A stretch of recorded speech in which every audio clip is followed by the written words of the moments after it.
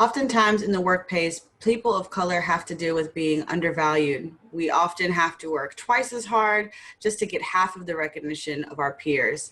With the right strategies, sometimes being underestimated can be turned into an advantage and the beginning of a very successful story. To talk more about how we can overcome these obstacles and truly break these glass ceilings, please welcome to the main stage Arlen Hamilton, author of the book It's About Damn Time, which shares Arlen's journey from food stamp recipient to venture capitalist in conversations with Dr. Nashley Cephas, an applied scientist here at Amazon.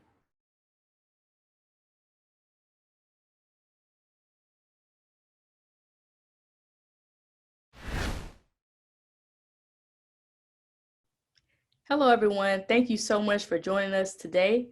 This is the Represent the Future Summit at Amazon. Remember that success is inclusive. And this is the Fireside Chat podcast. And I am here. I'm Dr. Nashley Cephas. I'm an applied science manager at Amazon Artificial Intelligence team. And I'm here with a very special guest, Arlen Hamilton. My pronouns are she, her, and hers. Feel free to introduce yourself, Arlen. Hey, thanks so much for having me here. My name is Arlen. I am the founder and managing partner of Backstage Capital. We invest in underestimated founders who are women, people of color, and LGBTQ. My pronouns are she and her. Hey, Arlen, how's it going? Hey, Ashley. It's going really well, and thanks so much for having me here. Wonderful. We appreciate you for being here again. And so I like how you got the book back there and everything. We're going to jump into that. But first and foremost, just tell me, how are you feeling today? How's it going? How's your day going? It's going well.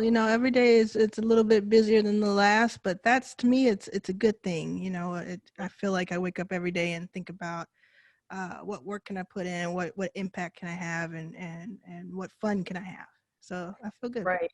Right. And with everything going on, especially with the pandemic, have you found yourself like having to, retreat in different ways and find different ways to kind of escape and take care of yourself and do that self-care?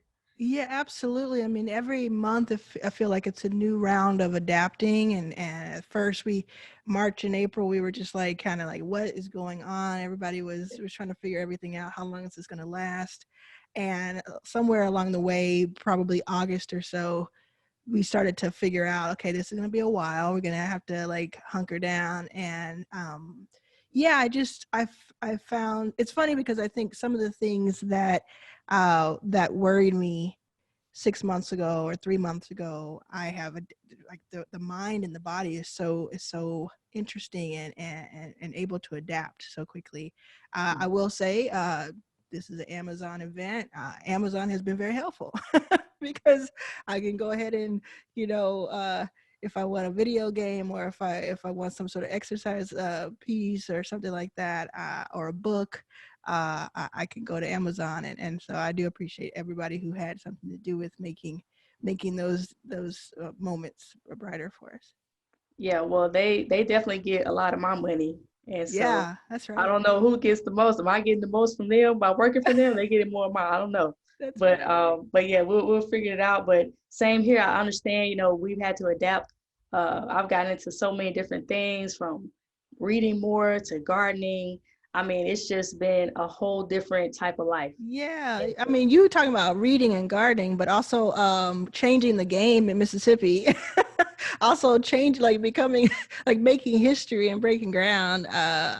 You can't skip over that, because that I talk about somebody being prolific during the pandemic. Man, that is just, I am so proud and so excited about what you're doing. I don't know if you want to mention a little bit about it, but wow. Sure. Incredible. So, I guess this is a good time to kind of tell my little story. But, I recently became the owner of 12 acres of land, 7 buildings in downtown Jackson, Mississippi, which is my hometown. And I have aspirations to create a tech hub for the city. It's very, very, radical because, there's nothing of that nature right now in that area in the state, especially that's open and inclusive. We talk about inclusivity for the community. And I wanted to make sure that people had access to technology, they had exposure to technology the same way I was exposed to it in a summer camp I went to in the 8th grade. And so you can imagine how many more people can be affected positively by technology. And I don't take that lightly. I'm really up for the challenge, and I love, taking on that responsibility to help expose other people. So yeah. Yeah, that's Thank you. just fantastic. And I was born in, this. I was born in Jackson, Mississippi. My Yep. mother's whole family's there, and part of my father's family. It's just wonderful to see, and I'm so elated that it's happening, because that's that next generation, and not even the next generation. That's people in their 50s, 60s, and 70s that are going to be able to go out there and check it out too, which is just very, very thrilling. Yes, yes. And so not only do we have that born in Jackson, Mississippi connection, we also have a mutual friend, Hmm. Jewel Burks. So Jewel That's right. Burks, for those you don't know, Google her. Just Google her. That's all I got to say. She was the CEO of the startup company PartPick that was acquired by Amazon. I was the CTO of that company back in 2016. And so I believe that, could you tell a little bit about your connection with Jewel, how you met Jewel and how that happened? Yeah, Jewel back in maybe 2014. So I'll talk just really briefly. So what I do is I invest in underrepresented, underestimated founders. I started Backstage Capital officially in 2015, after about 3.5 years of just working with founders and talking with founders about their needs, and seeing just what the disparities were between different groups. And I said, hey, I'm going to use this as an opportunity, and I'm going to go out and try to figure out a way to raise capital for founders who are overlooked and underestimated. And Jewel was one of those people. Jewel was someone, I think 2014, that I was looking at. And it was just like, it was blowing my mind, the things you all were working on at PartPick. But the fact that it was such a slog to kind of explain it to people, that she as a Black woman, that you as a Black woman, as a CTO, that she as a CEO could have something really viable. And so many times I saw her have to answer those questions, which are really insulting, actually, because we all know our value. Everybody here knows their value. And it was just, she was one more main story. Like, if I had to choose 3 founders that made me want to do what I do, she's one of them. And I was helpful in a way that I could be, which is just kind of being an ear for her and trying to make connections. And then to see what you all were able to do, and then Amazon saw that value and came in and swooped you up. And I just, there's no doubt about that. So that's how we originally met. Then we went on to, she invested in my fund. I went on to invest in her fund. That's how you do it. You keep it going. Yep. Yep. Love it, love it. I think the moral of the story is, we lift as we climb, and we help each other, right? Because we don't get anywhere, alone. And so I love that story. And so you love to help founders, especially underrepresented founders, minority women. Let's talk a little bit about your journey, and how you got to that point. I know you had various different roles in your careers and different switches, even in the music industry. Tell me about how you made that Yeah. journey to get to where you are right now. Yeah, I had like many lives, and I don't think I ever had a career anywhere because it was all sort of pieced together. Um, and I never really had any money up until I was 35, 36. I'm 40, 40 October 30th. So Wait, what? what's that? What's that? How old? I'll be 40 October 30th. Oh, like you say, what they say, black don't crack. I had to say it. I'm sorry. Go ahead. Oh, I appreciate that. But yeah, I feel good about it. I'm excited. But I had worked in different ways. I started a music magazine. I had a blog that's pretty popular, and then I had worked on live music touring, which I go into detail about in my book. It's About Damn Time. All of that, but all of it was like me creating a path for myself, but never really figuring things out money wise, and was not. I like worked since I was 15, and I would always have jobs, but I always would like kind of buck the system. So it was a very interesting ride. But then around 30, 31 is when I discovered this whole like Silicon Valley tech world. And it was just like it was almost like a beacon And I just thought, wow, this is amazing. And there's so much potential here. And that's where it really started. It started off with optimism and awe and excitement. And I didn't want to have that quelled or squashed just because there was this part of it, this dark cloud about the lack of equality and the lack of inclusion. And then there's so many people who over the past 10 years, like yourself, like Jewel, like so many other people who have just been doing this work and just proving people left and right, proving this out. And you all are the greatest testament to that. Wonderful. Thank you so much for saying that. And I appreciate your, being candid and open with us about trying to figure it out. How do you get to where you're trying to be? You're at point A, you're at point B. You don't really see some way in between, but you just kind of figure it out as you go. I think I say often, there's so many different light bulb moments that have happened, for example, in my life. And I know one of them, actually, when I first started working at Amazon, I had it was an Indian male colleague of mine. He was a manager in my org. And I remember we were just talking at lunch, and he was saying, yeah, I'm a manager here on the tech team, but I own a few shopping malls back in India. And I just like, wait, what?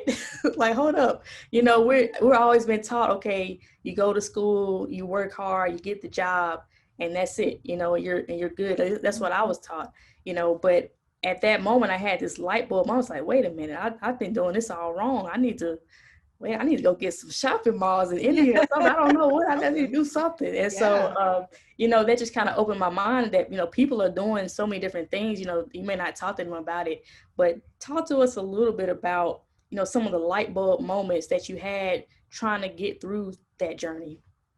Yeah, I think I've learned so much along the way. I learn every single day. If I'm not learning, man, I'm doing this wrong. It really is in that. It's in that maybe, figuring out how to use my talents and my skills and the kind of things that I lean into and I like, maybe knowing I can do that more than I had previously thought. And like you said, I used to think that it had to be very cookie cutter and you have to figure that out, but it never worked for me. I always thought, man, am I weird? Am I not as, am I not good at certain things? But it really was just like coming into my own and figuring those things out. And that's why, I think that's why I'm so excited about just like the tech world and tech industry. Like, it's a huge, like a general statement, but I'm just very excited about it because you can build for yourself such a foundation and such a future. And I even say to, I'm in the business of investing in founders, but I always make it a point to say, like, there is nothing wrong with being an employee and being, either on a rocket ship or having your space within that company. Like, to me, that's I love that, the stability of that. I love that you can always have these ideas forming and you can use your skills within that company. And then you can also, like you said, be building for the future and be building with other things in mind. And how do you get there where you have a foundation? Right. Absolutely.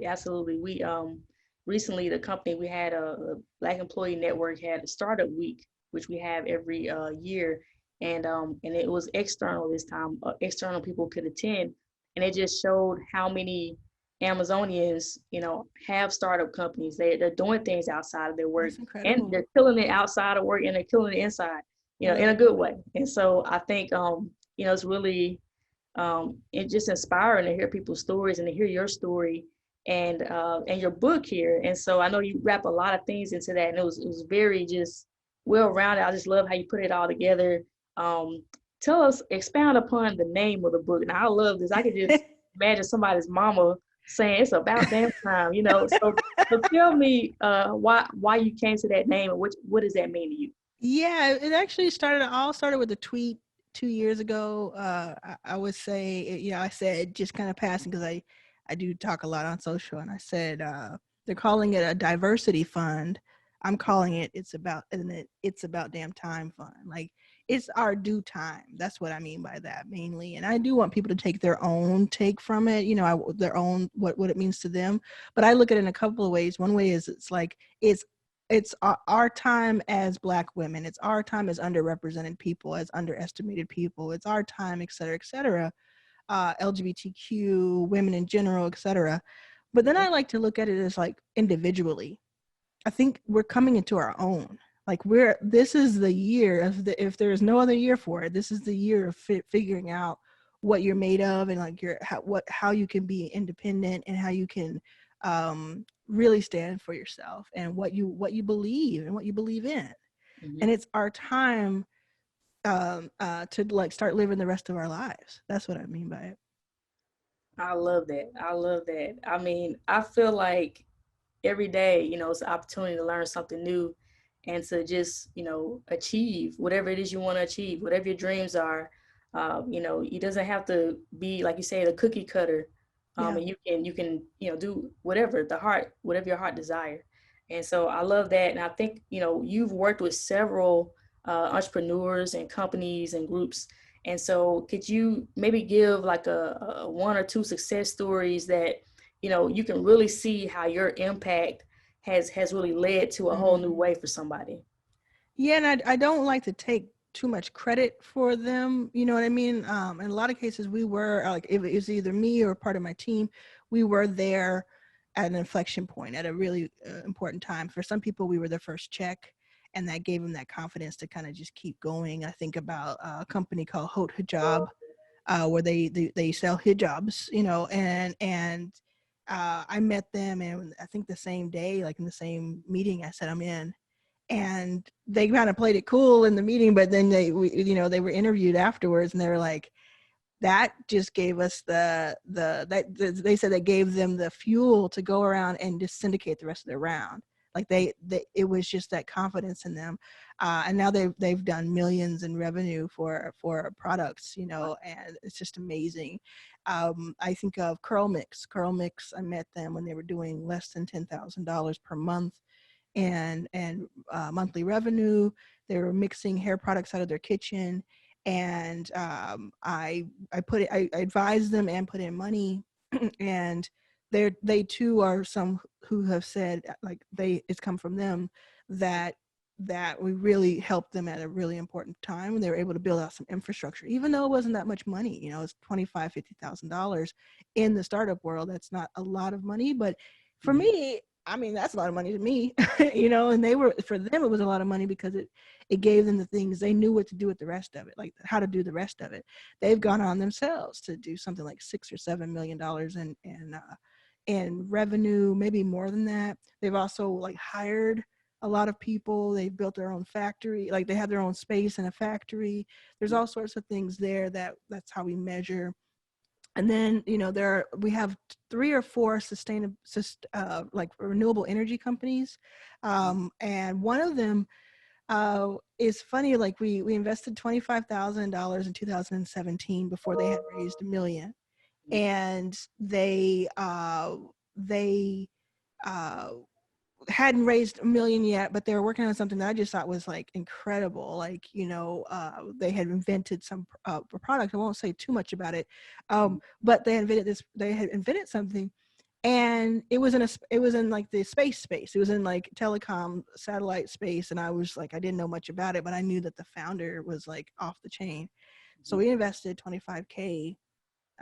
They've gone on to raise like $20 million since then. They're going to raise like a lot more next year. And I was able to make my first $1.5 million investment in them this year. And to go from that, you know, and I know like every company can go to zero. We all know intimately how things can play out, but I feel like this company I just described has the potential of being a unicorn within the next 3 years. Wow.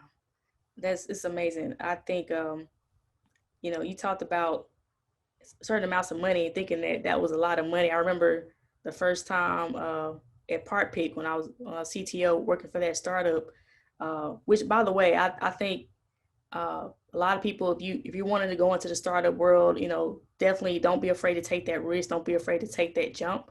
I'm not saying anybody should quit their jobs right now, but you know, you have to figure out what works for you. But I don't think I would have had that opportunity to be a CTO of a big tech company like that. When I call big tech, I mean the technology itself was very cutting edge at the time, and so no one else was creating algorithms to measure, the links and the widths and the threads per inch of parts. As simple as it sounds, it was very difficult back in 2013, and so I just really grateful for that opportunity. And I think you talk about a lot of this about in your book, people are underestimated. I'm just like, no one would have probably given me that opportunity had it not been for Jewel, another Black woman who saw in me. And you're in some sense doing the same thing. You're seeing what other people don't see. The people who get overlooked, you're looking at them, you're saying, no, this is what I see, right? I see the gem, the diamond in the rough, and everybody else is missing out on it. So in a sense, you're creating this own niche for yourself. And so how did you learn about, finances and business and money? Because I'll be honest with you, when I was working for a startup, I didn't know what a startup was. We didn't learn that in school, right? They teach you in engineering school, teach engineering skills, and then you go on and become an engineer. I didn't know about people will give you money for stuff that you never built yet. I didn't know anything about that. So how did you, navigate that? It was all self-taught, the earlier stuff. For about 3 years, I literally would create index cards. I would have a whiteboard. I would get all these books together. Anything that had the word VC or venture capital in it or startup in it, I would just devour that. Books by people like Brad Feld and others, and then every podcast I can get my hand on. And back then it was a lot of university kind of the podcast, there wasn't a ton back then, but it was like university audio clips of people doing lectures and stuff like that. I would just, anything I could get my hands on. And then I would reach out to founders and talk to founders one-on-one and say, what do you need? What is a pain point out there? Just like when you're developing and researching for your product or for your company, I would do that because my customer is the founder. And the product is the capital and the access, right? And so I would do all that kind of research. And also I was like you said, people aren't around handing money out, but what I would do is I would look over and say, the people who are getting money, how are they doing that? And a lot of times it would be white men. And I would say, okay, let me siphon that privilege. Let me figure out by studying what they're doing. Let me see how I can apply that to what I have. And it was all hacked, a hack play. And I'm so thank goodness. I mean, if anybody takes anything out of this, take that 8th grade engineering boot camp that camp you went to, take that, being either for your not missing out on opportunities as in front of you as they may be, or providing opportunities for other people, and just how much that can lead to just a few years later, you're not only acquired by Amazon, but you're now building out downtown Jackson, Mississippi, which is the hopes and dreams of tens of thousands of people would have loved to have done that. And so there, no matter what you come from, or no matter what people place on you as what their expectations are, there's just so much to go. That's why I can be so optimistic in a time like right now. That's why I can be so optimistic, because there's just the sky is the limit. And almost sometimes literally, when you think about the space companies. Oh, yes. And Amazonians, about, who is trying to get up there. So yeah, that's why I was like, that's our competition. So I'm not going to really get in too much into it, but we're coming for you. That's okay. Right. Hey, not mad at you. Not mad. I mean, it's a big wide open field, and when these companies win in that telecom and that space place industry, who really wins are the people who don't have access to Wi-Fi, the people who are in those Wi-Fi deserts all around the world, and including in the United States. So I want everybody to be racing. I want Elon racing. I want you all racing. Yep. I want our people racing. I want it all. Yeah, no, you mentioned, people not having access to internet. Yep. People out there, listen, there are people who still do not have internet, do not have even the capabilities to get internet in some areas. And so, you think about the kids, the children right now, all the learning that's over, the internet. Some people are missing out, and they're having a lot of struggles during this time. And so, keep that in mind, and I wouldn't, take those things for granted. And that's another reason why, you and I, we do what we do, is because, we want to help impact those people that, again, they didn't have the opportunities, and that they're brilliant, but if you just give them that opportunity. And I love that you're essentially providing opportunities for people, and enabling them to be great. And so I know you talked about a few companies that were very successful. Let's transition a little bit. Tell me about sometimes that were really difficult that you had to overcome. I know you talk about some of these things in your book as well. So just tell us about some of that. Oh, so many things. Just the fact alone that I built the first part of Backstage while I was homeless. I mean, like, that was something I had to overcome. That's something I didn't quite know how long that was going to last and how long it would impact me. Having that. So today, I when I look at companies, and I have experienced for most of my life the housing and food insecurities that some of these companies are trying to tackle, I can look at that from a very specific place in the fintech industry and all of that. Like, I look at that really from a unique space, but it's not unique. That's the unfortunate thing. It's like so many people go through that and are going through it right now. And so that was major. I talk about in the book getting through an addiction to alcohol, and mostly trying to numb myself to the world because I had those issues and because I was always broke or poor, however you want to call it. And then now being more than 3 years sober from alcohol, and just so excited about that. And Congratulations. Thank you. That's Thank big. you. Yeah. You know what? Here we go again. I mean, it was from an Audible book called This Naked Mind that I went on Amazon and I looked for a book that might be able to help me when I was at like my lowest, right before I was going to go to rehab in 2017. Wow. And I said, let me look at some of the comments and see if there's anything that just stands out to me. And I found This Naked Mind by Annie Grace. And I said, well, I don't want to read it because I just want to have somebody talking to me. I got the Audible, and 5 days later, I stopped drinking and haven't picked up a drink since. Amazing. Oh my God. This is amazing. Shout out to the Audible team. What's up, Audible? I love y'all. And I love y'all for this. Amazing things out there, Audible team. Thank you so much. Thank you for sharing that. That was very insightful. I know, there are a lot of people that deal with addiction. I'm pretty sure everybody knows something, maybe even you out there, listening. And so, there is hope. There are avenues, and you'll be surprised, if you just put one step in front of the other, you can get there.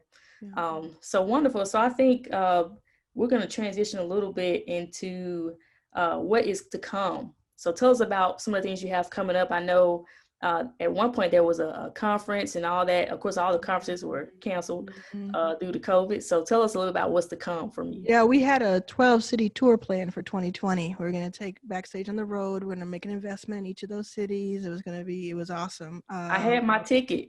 Man, believe me, we were just really bummed about that. And last year we started a 4-city accelerator in Los Angeles, Detroit, Philadelphia, and London, and had 1,900 applications. 24 companies went through it. And so, the future looks like more of programming that we can put together, whether it be virtual or in person, just kind of adapting to what we need to adapt to. We're having a lot of fun and a lot of success with BackstageCrowd.com, which is a syndicate that we have, so people can, whether they're accredited investors or not, they can invest alongside us in our portfolio company deals. And we were able to do some really great deals so far there and raise faster than we've ever raised before. And other people are involved. And that's what I think the future is, the crowd, in my opinion. Like, I love the idea of having thousands and thousands of angel investors. That's one of the reasons that I'm doing the work that I do, is because I'd rather see 1,000 millionaires than 1 billionaire. And if you can create that somehow through startup land and through, the equity in these major companies, I think that's really exciting. So BackstageCrowd.com is the future. And then there's amplification. There is, we have TV shows, movies, scripted podcasts, all these things that I have been working on. So over the next 2-3 years, you'll just see a lot of that coming from part of, Backstage and from Arlen Was Here Productions. I'm looking forward to it. I am so looking forward to it. And what I'd love to do is, I don't know why TNT, but it just works for me. You need a TV show, Dr. Ashley Cephas on TNT, where you solve cases through tech. You solve cases through the things. I just see it. I just see it so clear as day. Okay, we need to make this happen. It's an Amazon Prime Video movie. Hey, show. All you gotta do is mention it to me, and I can make some things. I'm gonna shift some things around. We're gonna make it happen. I have zero doubt. Either it's you playing it or somebody playing you, and it's every episode you're solving a case because you're using tech to solve a case. I grew up watching Bill Nye the Science Guy. Mm-hmm. Now we have Dr. McStuffins and all these folks. Yeah. I'm on it. I'm on it. Just give me a little bit of time between that and running for governor and all this stuff that I'm gonna be doing. No, I'm just kidding. Cool. But you all mentioned the podcast, and for those you don't know, we actually recorded a podcast, Your First Million. You have been doing it for how many years now? This podcast for 1 year, and then I had one before it for 2 years. So this one's called Your First Million, and we had a great conversation on there. And you've just done so much since then too. Okay. So it's crazy, but check it out. It's really great. Please check out Your First Million. Feel free to check out the episode where she interviewed me, and so now the table's a little bit turned today. But I'm excited just about what's to come, and I'm looking forward to it. Is there anything you want to share for any people that are out there? They're just trying to figure out what to do. They may be in similar situations that you've been in. Any words of encouragement or things you want to leave with folks? Oh, I just say, really taking stock of where you are in life. Sometimes it'll surprise you how far you are, how far you've come from something. Just right now, all of us are trying to figure out what's next. How do we get how do we do as well as the next person? How do we do as well as that person on Instagram, this person, this one? The thing is, right now, you most likely have every single person right now, somebody can be envious of. So right now, somebody's looking at your life and saying, man, I wish I had that. Man, I wish I worked at Amazon. Man, I wish I had like a great startup.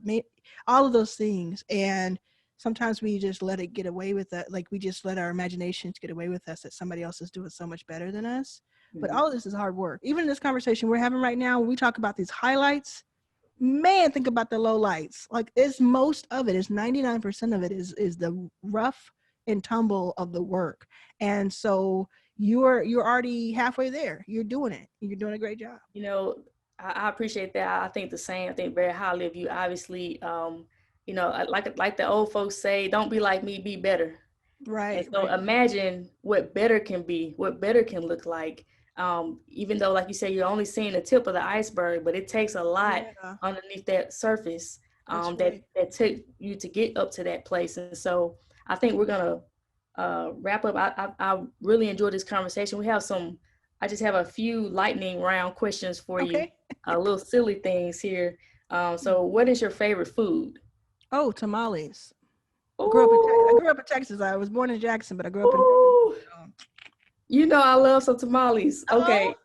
If anybody's ever in the Mississippi Delta, please check out the tamales in Mississippi Delta. All right. What's the name of your favorite movie or book? Favorite movie is Beaches, followed closely by Set It Off, and it's Beaches because it's like a childhood thing. Book, I don't have a favorite, but right now I love Oprah, What I Know for Sure. It always is something to go back to and listen to and inspire. Okay. All right. We got two more. Is a hot dog a sandwich? Hot dog is a hot dog, so no. Thank you so much.